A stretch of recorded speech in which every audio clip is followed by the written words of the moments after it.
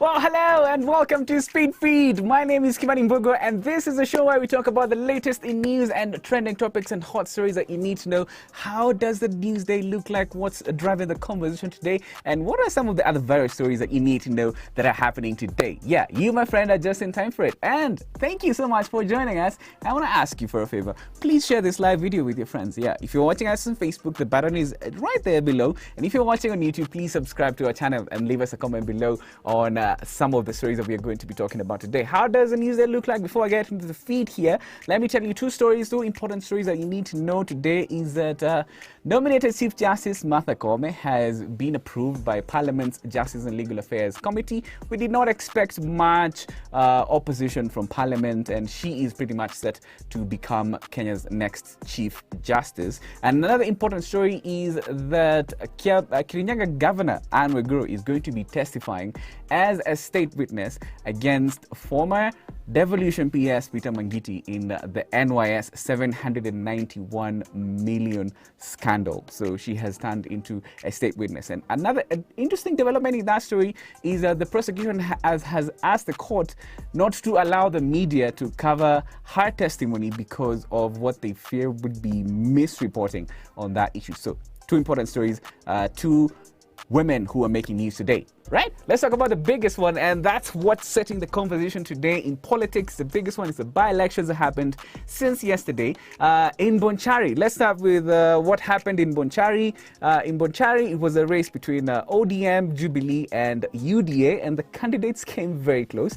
ODM's candidate, Pavel Oimeke, he won that election with 9,000 votes, about 9,000 votes. Jubilee's Zebedeo Opore, he came in second with 7,000 votes. And the UDA's Teresa Bitutu came in with 6,000 votes. That's how closely these parties were following each other in that by-election. And following that, I'm going to give you a statement by Raila Odinga in just a bit of what he says or what he said after that by-election. But those are the results, and it's setting the conversation on how the ground looks like. Meanwhile, there was another small by-election in a ward called Rurie in Nyandarua. And in that election, UDA took the day. Francis Muraya is the MCA candidate in that election. You can see him here being presented with a certificate. He won the election with 4,000 votes, 4,300 votes. And Jubilee's Peter Thenji came in second with 3,000 votes. So Jubilee lost on that one.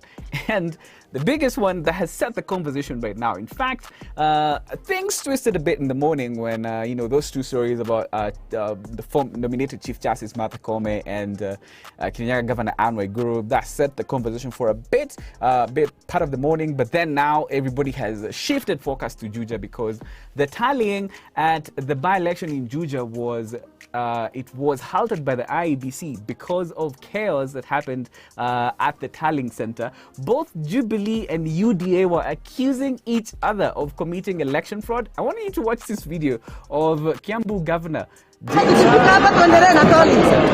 Yeah, we have been very quiet. Unahesabu sijui wapi data sijui wapi. Tumekuta boxes of our kuras in Karimoni, in Gashororo, in Juja. Na nini mnakaa hapa? Unahesabu tu. Every vote counts. Must come here. And we want every vote. Presiding officers, and you are sure that 8% are going to be counted, and we have to be told ni nani alitupa kura zetu kwa uwanja. Well, that's what happened, and there were also other videos of heavy police presence inside the tallying center because both sides were accusing each other of committing election fraud. And UDA already Deputy President William Ruto had tweeted about the victory in Juja and Rurie. He already went ahead because the candidate for UDA affiliated candidate to say, because the candidate who was leading in Juja is George Koimburi, who was leading Jubilee's Susan Waitito. and the DP already declared victory in that one because pretty much it's a divided side. Whether it's pretty much whoever was not in Jubilee is associated or affiliated with UDA in this election, then it was heavy. Right now, the conversation is focused on Juja to see the official results being announced. IBC has not announced officially yet who has won that by-election, and so let's talk in the comment section, because these by-elections were pretty much a test of how the ground looks like, of how people feel, or in terms of politics. In Bonchari, the voter turnout was quite high. It was 50%. In a by-election, usually in by-elections, voter turnout tends to be low, but in Bonchari there was a high voter turnout, even though generally in the other by-elections there was low voter turnout. But let me know in the comment section, what do you think? Yeah. What did you make of all of this by-elections yesterday? Because has the tone been set between UDA and Jubilee? Is the ground shifting? Are things changing on the ground? Yeah, let's talk in the comment section. Yeah, I'll be reading your comments in just a few. Let me see. Keep commenting below. Yeah, I want to ask you to keep commenting. I realize I didn't tell you guys to comment. But meanwhile, before we talk about that, let's talk about Raila's statement after the Bonchari by-election, where ODM won, but there were cases of harassment by law enforcement that were reported. In fact, there's a chief who was allegedly caught bribing voters, and this was a statement by former Prime Minister Raila Odinga on, he said, what we have witnessed in the by-elections in Bonchari is, sorry, Felix, can we have that again? He said, what we have witnessed in Bonchari is an abuse of police powers and arrogant pursuit. Sorry, let me read this again. What we have witnessed in the by-elections in Bonchari and Juja is an abuse of police powers and arrogant display of impunity by few overzealous and bellicose government functionaries. Yeah. And he went on to say that an election process is an opportunity for voters to express their will at the ballot and not an avenue to pursue imaginary, short-legged political interests. Remember back during the nomination, when these by-elections were announced, Jubilee was not supposed to field a candidate, but they went ahead and fielded it in Bonchari, which was seen not being in the spirit of the handshake. And this is a statement that has also sort of conversation and debate running pretty much every week, where he said peaceful existence 2018 must not be confronted by some rogue elements wanting to confuse the handshake for an excuse to erode our hard-earned liberties. This must stop. So, what did you guys make of that statement? Let's talk in the comment section before we talk about the other stories. We're going to talk about what Zach Inutia said about the judges and that conversation as well. But let's see. Felix here says Kenyattaism, Odingaism, and sorry, let me get that. Kenyattaism, Odingaism, and Moism is coming to an end. That's Felix. Hilary Mogoi says Raila will not go anywhere. Working with Uhuru killed his ambitions. Bonnie Kim says, tuned in from Kapsabet, hustlers leading by far. Kimani Mbugua, where do you belong? Well, my friend, I belong on your screens. I am just a reporter. I just convey the information. Yeah, if it was not for journalists like us, you wouldn't know what's happening. Yeah, that is where I stand, my friend, Bonnie. But it's clear 2022 is a government composed of the hustlers. Well, bottom-up economy. Yeah, it's as expected. Is you guys will be divided in the comment section, but let me know what you guys made of this. Never seen this side of Governor Nyoro. Yeah, you saw him there very animated at the Tallying Center, accusing the UDA side of stuffing ballots, and some of the ballots were missing, some of the ballots with their votes were missing, basically, which led to a lot of commotion at the Mangu High School Tallying Center, and that was paused. General Quality says, tuned in from Kahawa West, na Kimani.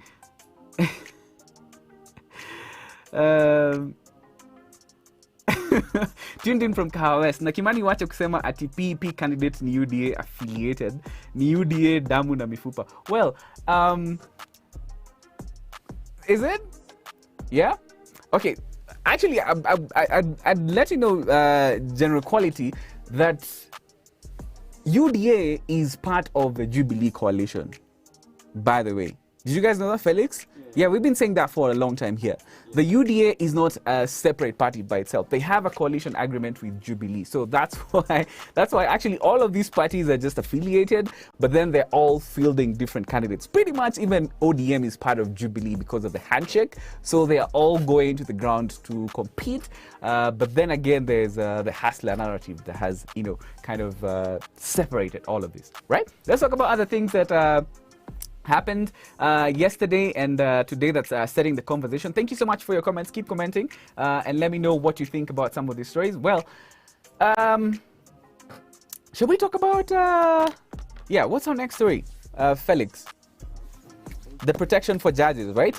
Yeah, this is because the Kenya Union of Judges and Magistrates, or the Kenya Association of Magistrates and Judges, they wrote to the Inspector General of Police yesterday, wanting to have judges protected because of the statements made by Raphael Tuju a day ago, where he claimed that judges still need the police to protect them, and the judges felt threatened by this, and they wrote to the IG to have security for the judges to be enhanced. And that conversation was also fueled by the stories I'm going to tell you next. But let's talk about that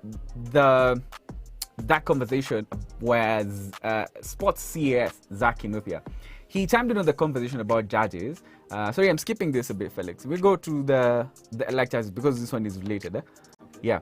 So Zach Kinuthia basically said, yesterday he was speaking at the Mizani Awards, and said, we must ask today the judges be elected. Basically, he was saying that judges who rank... Oh, sorry. Have I submit again? He said, what is so wrong with the president initiating a constitutional process? Sorry, but this keep flipping. Oh, okay. So basically, I'm just going to summarize it for you, but you can see the quote here, what he said. He said two things here, that in the BBI ruling, where the president initiated the BBI process together with ODM leader Raila Odinga, says, what's the problem with that? Because the judges said that a constitutional change has to be initiated by citizens. And he, according to Zach, he says that why shouldn't the president do that? He is in a position of authority and he's elected by the majority of people. Why shouldn't he do that? And in regards to the judges, he said that judges ranking from the High Court, Court of Appeal and the Supreme Court, they should be elected by the people, because that way they can be accountable, kind of pitting them against politicians. The politicians are elected and so they are accountable to people, because we elect you, you go there to fight for our interests.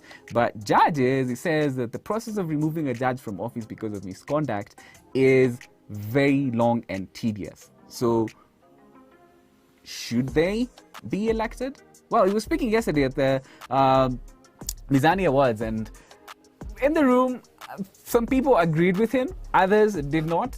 And I want to hear your thoughts about this in the comment section. Should judges be elected? Yeah, should we hold elections for judges? No, they shouldn't. They shouldn't. Why shouldn't they be elected?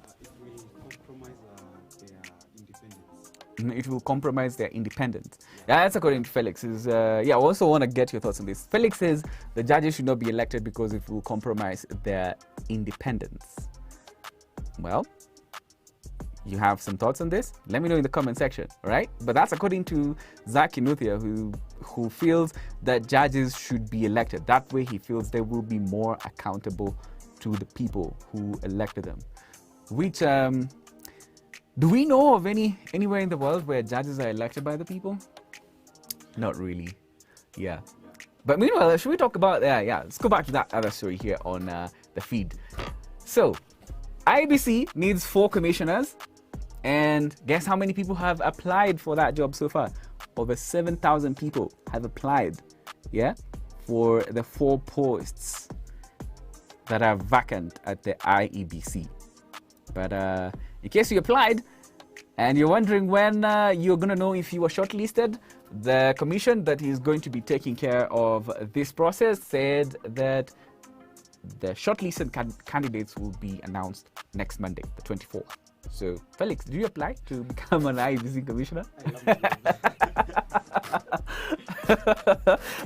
But sometimes I think you be bold and apply. You never know. Ever since the Trump presidency, I mean, we were like, anything is possible. Anything is possible, right? Well. Let me see. Keep commenting below if you're watching us on Facebook, and also if you're watching on YouTube, please leave us a comment as well and subscribe to our YouTube channel. Yes, that we can be, coming here every afternoon and talking about trending topics. There's a bulletin where you get to say something about, the news, and we get to read it here, right? Let's talk about the AG, the Attorney General, because it was a bit confusing since last Friday because he filed at the High Court. After the High Court ruled against the BBI, he went to the same High Court to ask for staying orders for the judgment against the BBI to be overturned in the High Court. But now he said he's withdrawn that application and he's moving to the Court of Appeal. So the appeal is still on, but everyone was wondering, why would you file an appeal to have the ruling overturned at the same court that made the decision against you? It was quite confusing, right? Yeah, even for many lawyers who don't understand why he filed at the High Court. It seems like a moment of confusion there. But they're moving with the appeal to the Court of Appeal to have the BBI case going to the Court of Appeal. Yeah. Meanwhile, let's talk about other things. Yeah, enough with politics. Look at this. This is Android 12. Currently, I keep switching between Apple and Android, between iOS and Android, and I like the display. So this is what Google has sent out as the update of the Android system. This is the thing that stands out for me in this is the design of the icons. Basically, it's what really stands out. The icons, you can see they're really big. If you look at that, like what you're seeing now is the way the icons are going to be looking. For me, that's the biggest takeaway from Android 12. Yeah? You're an Android user, mostly. So where do you stand? I am one of those people who really, as long as the phone is working. I'm not a tech guru. So maybe if you guys were expecting a breakdown of this Android 12, I'm not gonna do a very good job at it. Yeah, but I can just say that from this update, what really stands out is the redesign of the icons. You've seen that, Felix, as well, right? You've seen the redesign of the icons. Yeah, that's what stands out in Android 12. But in case you didn't know that there's a new Android, yeah, go and check it out and see the new features that have been added. All right, let's talk about other things. Naomi Campbell, she is Kenya's ambassador, tourism ambassador to the world.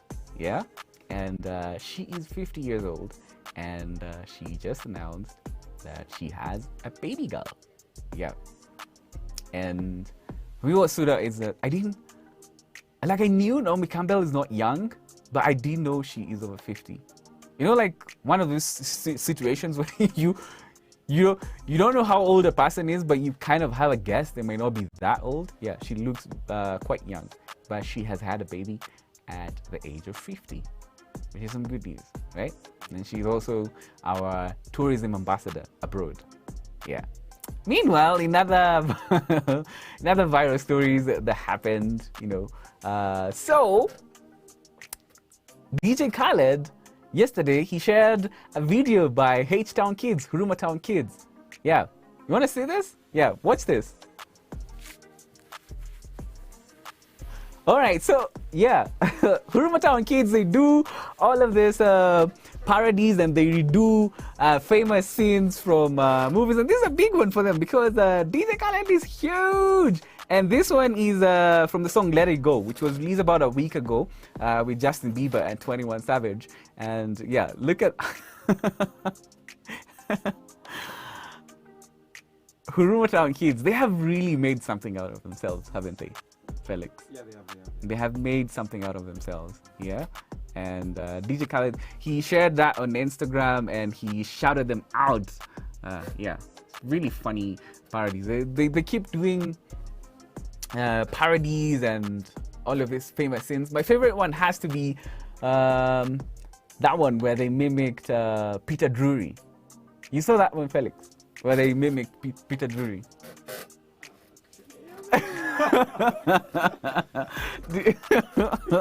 But you know Huruma Town Kids, Yeah, right? I do.